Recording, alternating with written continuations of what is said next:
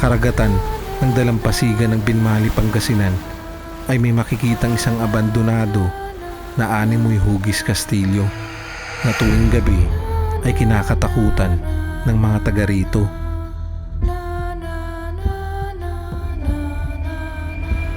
Ito naman yung igahagi.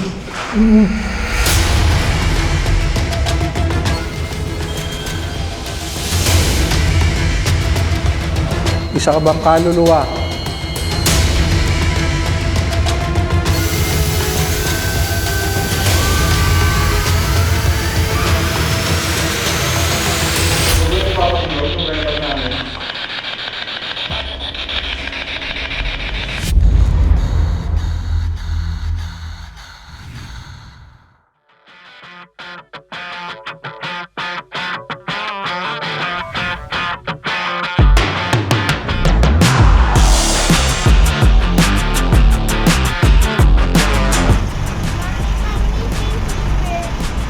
Ali, what's going on?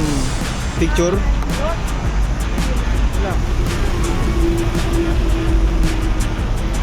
So yun, nag-stop over muna kami. Dito kami ngayon sa may Pampanga. Siguro mga 2 to 3 hours pa yung biyahe namin. Feeling ko gabi na talaga masimulan natin ma-shoot yung location. Pero tuloy-tuloy pa rin yung biyahe natin. So, tara.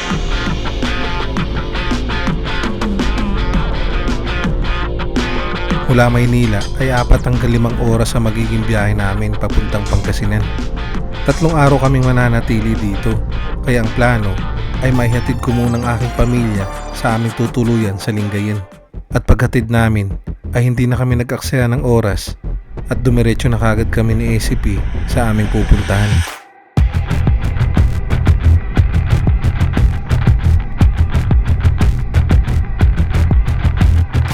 Mula sa Lingayen ay kailangan namin bumiyahe ng 30 minuto papuntang Binmali, at pagdating sa bayan ay nagtanong kami kung saan ba namin matatagpuan ang abandonadong kastilyong ito. Sa pinakadulo na po yan, kaso hindi na po kayo makakadaan dun sa ano, taputol na po yung bridge doon. Lalakaran na lang? Opo. Magkakaroon na yung sasakyan nyo, kaya lang hindi kayo makabilis kasi putulong daan doon. Bali, maglalakad na lang po kayo sa ano, sa Buhangin. Shoutout sa mga taga-Bur. Shoutout dito, munti na mamatay ito kaganina. Munti na makabangga ng big bike. Yo, salamat. Salamat po. Welcome dito sa Nasentro. Thank you. You know, ingat ya. Sige, salamat. I love you. Pagkatapos magtanong ay bumalik na ulit kami sa aming pagbiyahe at wala na kaming pwedeng gawin kundi sundin ang mga daan na itinuro sa amin at hanapin ang sinasabi nilang putol na daanan. At nang marating namin ang dulo na itong dalampasigan ay itong aming nadatnan.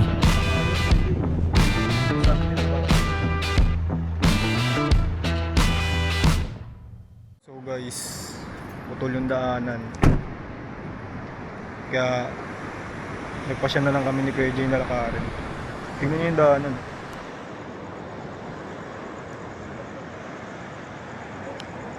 So mula dito hanggang doon sa may castle, lalakarin na lang namin. Dito na kami nagpark ngayon. Bali, hindi na kami makadiretso doon kasi putol yung kalsada. Kung makikita nyo, hindi na siya passable eh. Sabi sa amin ng mga taga rito, nasira daw to nung bagyo. So, kailangan natin maglakad. Sa puntong ito ay kailangan naming bumaba sa dalampasigan at simulan na ang aming paglalakad. Di ko alam kung kita nyo guys, pero yan, dagat to. Itong nilalakaran natin.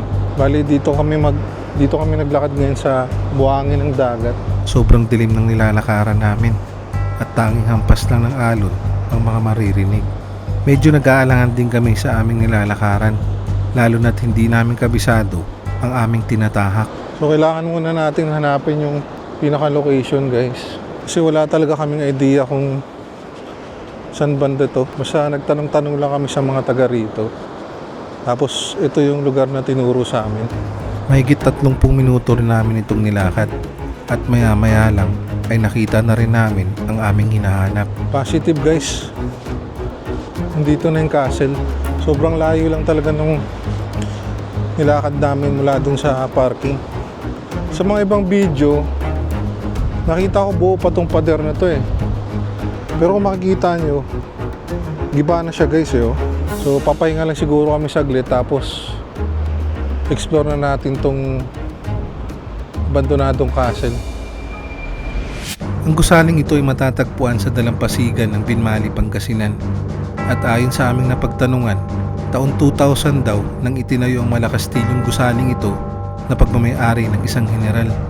At makalipas lang ng ilang taon, sa hindi alam na dahilan, ito ay tuluyan ng napabayaan at inabandona. Kaya ngayong gabi ay samahan nyo kami libutin at imbestigahan ang mga natatagong misteryo na nababalot sa gusaling ito. Makalipas ang ilang minutong pagpapahinga ay sinimulan na rin kaagad namin ang aming paglilibot. So guys, pasukin na natin to. Ito siguro yung pinaka main entrance ng castle na to. Sa bungad pa lang ay pansin na kaagad ang mga sirang parte ng lugar na ito. Kung makikita nyo, pinagtatanggal na rin yung mga kisame. Kasi nagkalat yung mga bato dito eh. Unahin muna natin ikutin siguro yung mga kwarto. Check natin kung ano itsura niya. Pinasok muna namin ang mga silid dito sa unang palapag. So ito yung isang kwarto nila. Meron siyang isang CR. Halos giba na rin talaga yung ibang parte niya. At pagsilip ko sa banyo, ay ito naman ang aking mga nakita. Ito naman yung lagi. Ibon. Sa sobrang tagal na nitong naabandona, ay pinanirahan na rin ito ng mga ibon. Uy, gagi. Ha? Gagang daming ibon sa loob. Ha? Ano ba yan? Balin sa sayaw? Hindi na natin mapasok yung CR dito guys. Daming ibon sa loob. Para hindi namin mabulabog ang mga ibon, ay pinagpatuloy na lang namin ang pag-iikot sa katabi nitong kwarto. So itong tabi naman niya, giba-giba na rin yung kisame. Mas makita niyo yung sahig, puro bato na. Oh. Siguro tiniktik yung kisame na ito. Check pa natin yung pwede nating malibot dito guys. Sa tabi ng mga kwartong ito ay may nakita kaming isang banyo na halos wala na ring laman. Itong tabi ng kwartong to, meron siyang isang CR. Siguro ito yung CR na pakalahatan. Puro basura at saka mga bato na lang yun nandito ngayon. Tapos wala na siyang kisame guys. Nag-iingat ako kasi baka may mga paniki na sumalubong sa atin eh. O kung ano mang meron dito. Sa palapag na ito ay matatagpuan din ang kanilang lumang kusina. Halos hindi mo na rin ito makilala dahil ang ibang parte nito ay gibana at sirana. Ito siguro yung kitchen area nila. Kasi meron siyang center table. Tapos ito siguro may mga cabinet to dati. Dito yung mga lutuan. Kaso pinagtatanggal na yung tiles dito guys. So wala na talagang mga kisang ito. Habang naglilibot ay natagpuan naman namin ang garahe sa lugar na ito. Tapos ito pala, siguro ito yung parking nila. Alamang ito yung parking ng castle na to. Kasya yung dalawang sasakyan dito. Yo. So wala na akong pwedeng malibot dito sa baba. Subukan natin akyatin yung taas nito. Tignan natin kung ano itsura niya. Tara. Matapos naming malibot ang ibaba, ay dumiretso na rin kaagad kami sa itaas. Puro bubog na nandito ngayon sa hagdan. Oh. Napuno na rin ng mga bubog ang mga tapakan ng hagdan mula sa mga salamin na galing sa itaas. At pagdating namin sa palapag na ito, ay isa-isa na naming pinasok ang mga silid na nakita namin. So ito parang isang kwarto rin siya. Tapos may isang CR. Halos gibana ang ibang parte ng kwartong ito. At napuno na rin ng mga bato ang mga sahig nito. Tagusan lang yung mga kwarto dito. Nagpatuloy lang kami sa aming paglilibot. At pinasok na rin namin ang pintuan sa loob ng silid na ito. Dito sa parteng to, wala na siyang bubong. Bagamat wala na itong mga bubong, ay kitang-kita na dito ang mga disenyo ng mga pader. Kaya ito naging hugis kastilyo. Kung makikita nyo guys, ditong parte, sa may likod ng pintana. Para sa mga fish pond. Dumiretso lang kami sa aming paglalakad hanggang marating namin ang isang kwartong ito. Tapos ito naman, kwarto rin siya. Pero wala na tong bubong. Siguro pinagkukuha na yung bubong na ito. Malawak ang silid na ito na para bang dito ginaganap ang mga okasyon. Parang tagusan na yung mga kwarto eh. Nagpatuloy lang kami sa aming paglalakad hanggang makalabas ulit kami sa aming pinanggalingan. Lumikot lang pala tayo. Dito sa kwartong to, tagusan lang yung mga kwarto niya dun sa likod. Tapos dito tayo lumabas. So kung makikita nyo sa bandang labas guys, mukha talaga siyang castle. Pero feeling ko, para siyang rest house dati.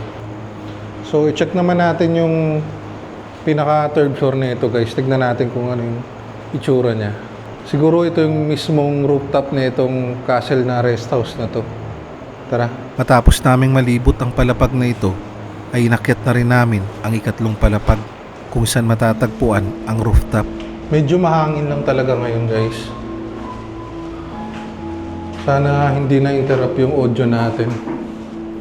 So ito na nga yung pinaka rooftop niya.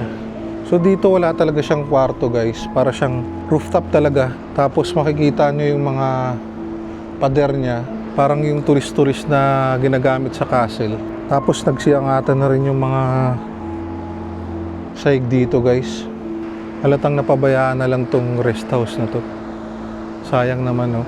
Siguro dati maganda talaga to guys. Talagang napabayaan lang talaga. So nalibot na natin lahat na pwede nating pasukin dito guys. So, itry natin mag-paranormal investigate dito. Tignan natin kung may magre-response sa mga devices natin. Dahil matagal na itong napabayaan at naabandona, ay hindi maiwasan ang kwentong kababalaghan. At ayon sa mga taga rito, madalas daw sila makarinig ng mga kakaibang ingay tuwing hating gabi. At isa pang kwento ay ang pagpapakita ng isang white lady na gumagala sa gusaling ito.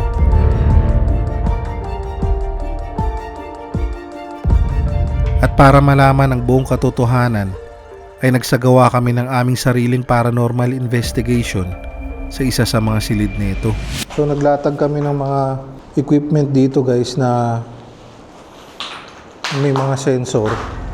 Habang pinapaliwanag ko ang mga devices na gagamitin namin, ay biglang tumunog ang isang REM pad namin. Parang ito ay isang sinyalis kung gaano sila kaaktibo sa lugar na ito. Try natin makapag-communicate kung ano nga ba yung meron dito sa lugar na to. Kaya hindi na kami nag-aksaya ng oras at sinimula na kagad namin ang pagtatanong. Magandang gabi. Ako po si Jay, kasama ko si Paulo. Naparito po kami para kumuha lang ng dokumentaryo kung totoo nga ba yung mga kwento dito sa loob ng abandonadong rest house na to. Kung meron po kaming kasama ngayon na elemento o isang ligaw na kaluluwa, pinahintulutan po namin kayo na lumapit sa amin ngayon. O pwede niyong lapitan yung mga gamit na nilapag ko dito sa palibot namin. Makalipas ang ilang tanong, ay bigla itong nag-response sa isa sa mga REM pad namin. Kami kumukuha lang ng dokumentaryo tungkol sa mga kwento sa loob na ito.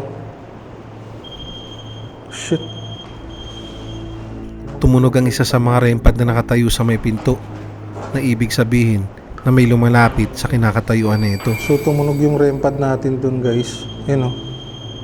Isa ka bang elementong naninirahan dito o isa kang ligaw na kaluluwa? Pwede mo pa bang lapitan ulit yung mga kagamitan namin? Pwede ka pa bang lumapit sa amin ngayon? So guys, yung REM pad na nakatayo dun, hindi yung tumutunog hanggat walang lumalapit dun.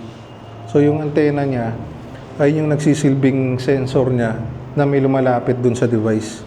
Andito ka ba ngayon? Ikaw ba yung lumalapit sa makagamitan namin? Sa mga oras na ito, ay mas lalo silang naging aktibo sa aming mga katanungan. At hindi ko ikakat ang video para kayo mismo makasaksi kung paano sila sumagot. Oh shit. Grabe. Tumutunog talaga no? Itong REM pad na to, no? Oh? Grabe. Ay, kinikilabutan na ako dyan. Kanina pa tumutunog yan. Oh? Yun oh.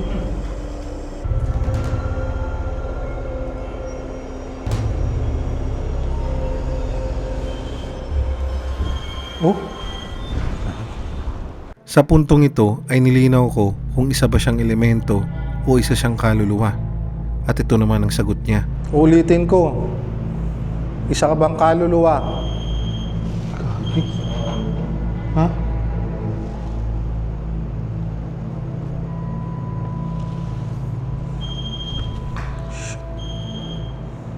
At dito na rin kami nalinawan kung ano nga ba talagang nakakausap namin ngayon. Sa oras na ito ay sinubukan din namin buksan ang aming dalang spirit box at baka sakaling may marinig kaming malinaw na sagot. Guys, subukan natin makipag-communicate gamit itong spirit box. Tignan natin kung kaya niya bang mag-respond sa atin. Andito ka ba sa paligid namin? Oh shit.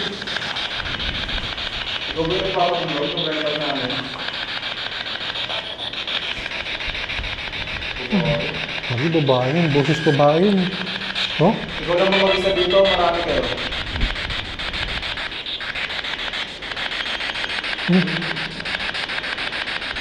Oh. Marami kayo? Pongsi? Gago. Oh? At para malaman kung nakikita niya ba kami, ay tinanong na rin namin kung ano ang kulay ng kasuotan namin. Pwede ka bang sumagot sa amin kung anong kulay ng damit namin, na suot namin? Kulay itim? Ang ganon? Ha?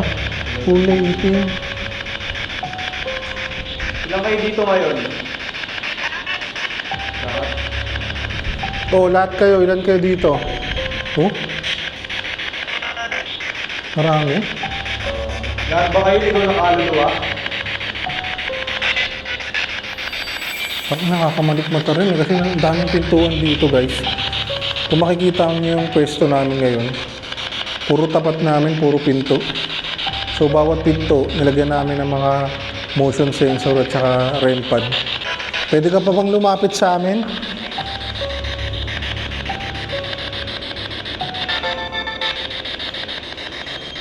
Shit. Tumutunog talaga eh, no? Parang dun siya nagre-respond sa REM pad, no? At habang nasa kalagitnaan kami ng aming pagtatanong gamit ang spirit box, ay may mga bagay kaming hindi inaasahan. Bakit?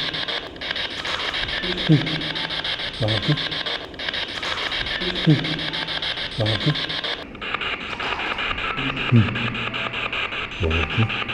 Sa hindi alam na dahilan, ay bigla na lang natumba ang isang motion sensor na nakatayo sa isang pintuan. Natumba yung isang motion detector natin doon, guys. At maya-maya ay bigla namang tumunog ang isang REM pad na nakatayo sa pinto. Tumunog na naman, no? Ha? Kanina nung naglilibot kami, hindi kami masyado nakaramdam ng kilabot, guys. Pero ngayon nung nag-investigate kami dito, parang kinikilabutan na kami kasi nagre-response talaga siya sa isa sa mga REM pad namin. Medyo nag-iba na rin ang pakiramdam namin habang nag-iimbestiga kami sa mga oras na ito. Kaya naisipan na rin namin ihinto ang aming pag-iimbestiga. Hindi na kami magtatagal. Kung sino mang nandito ngayon o itong nakakausap namin, wala po sanang susunod sa amin. Kami po ay kumukuha lang ng dokumentaryo tungkol sa mga kwentong paranormal dito.